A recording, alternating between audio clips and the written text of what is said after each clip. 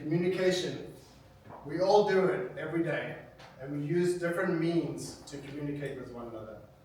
We may use electronics, such as computers and cell phones, and we're texting and we're emailing. But today I want to talk about two different styles of communication. One is body language, and the other one is actually physically speaking.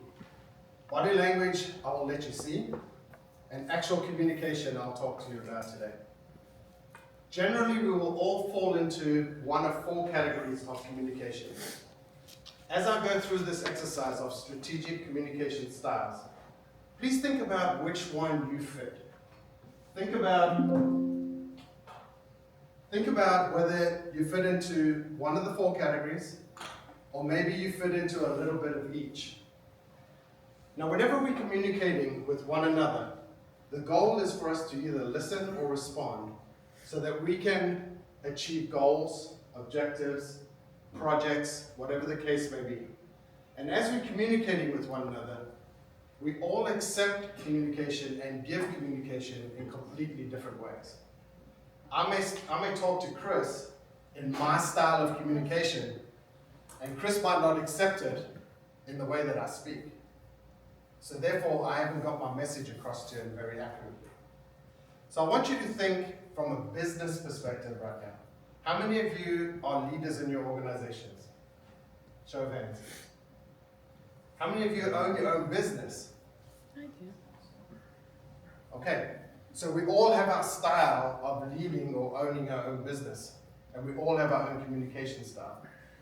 So what I want you to think about as well is, how many of you do you surround yourself with? Or do you surround yourself with people that are completely opposite of you? And what's the benefits to it, and what's the downfalls? This can be called multiple different things, and I know you'll look at it and go, well, that's a this and that's a that. However, it's the same concept. We have four categories. We have a reactive stimulator, we have a logical processor, we have a hypothetical analyzer, and then we have a relational innovator.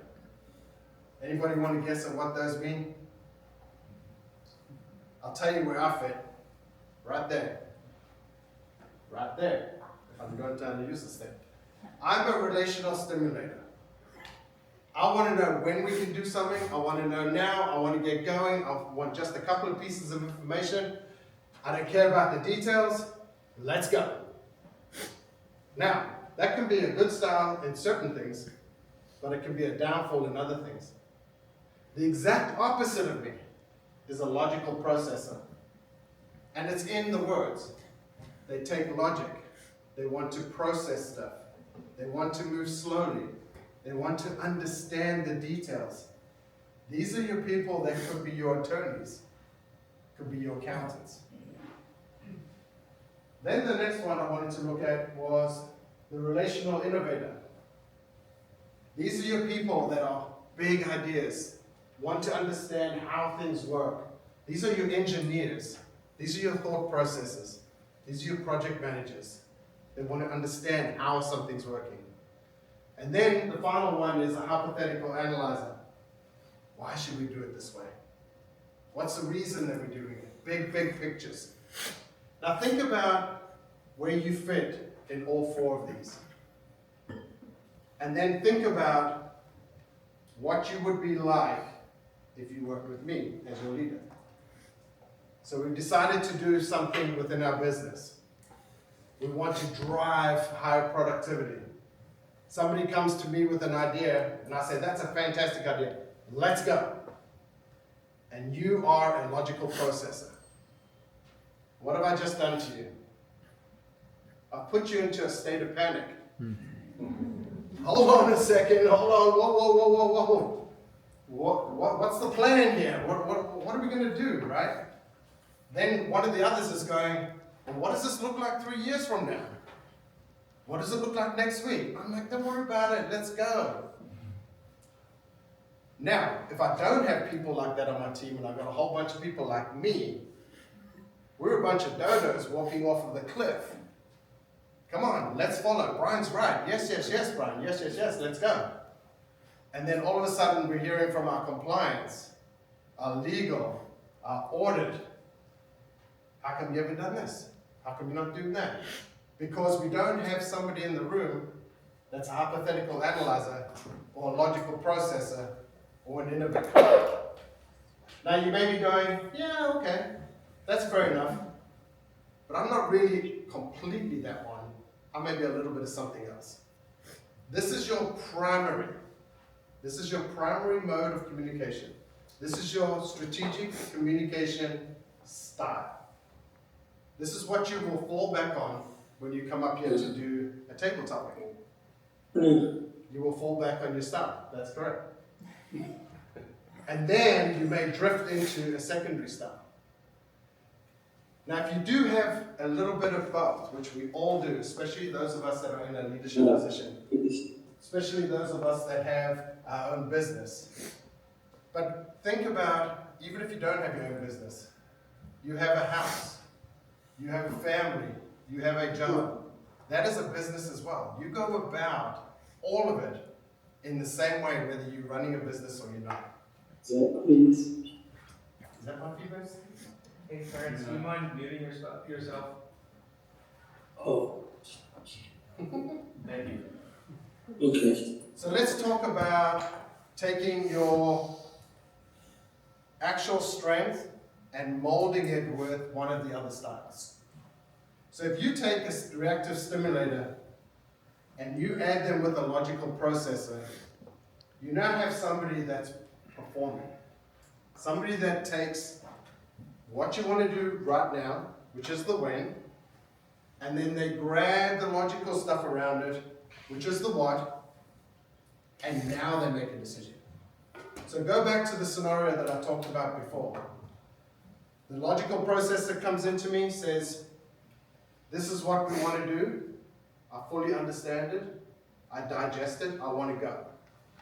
I then grab one of the hypothetical analyzers or the rational innovators, and I say, what do you think? And they then have dove into the information, and they give me more data, and they give me more information, so I can make a more rational decision as a reactive stimulator.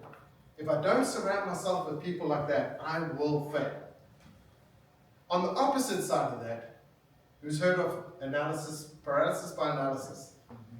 How many of you have sat around a table with the hypothetical analyzer, the logical processor, and go, gee, enough already. Make a dang decision. Let's go, right? So now the reactive stimulator is sitting in the room going, I want to go. All these logical processes have lost you, right? You're sitting around with project managers, right? And I'm ready to go. Then you have the relational innovator and the reactive stimulator. This is somebody who wants to do change. So if you think about the relational innovator and the reactive stimulator, they want to know what's going on, how we're going to do it, how we're going to move forward, and then they go. So those are the two that I lean on most.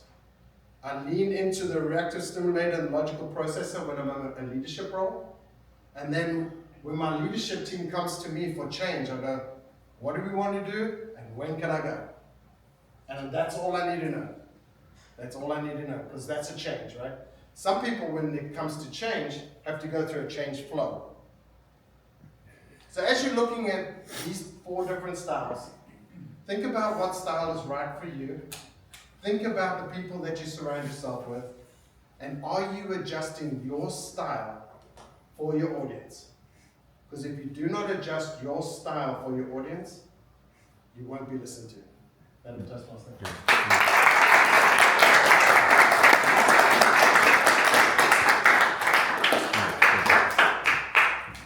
Thank you, Brian. Please write your comments for Brian.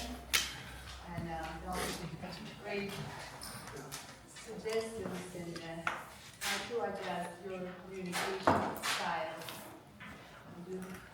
As Brian said, we could be in different areas, but there is one that is dominant in each person. We should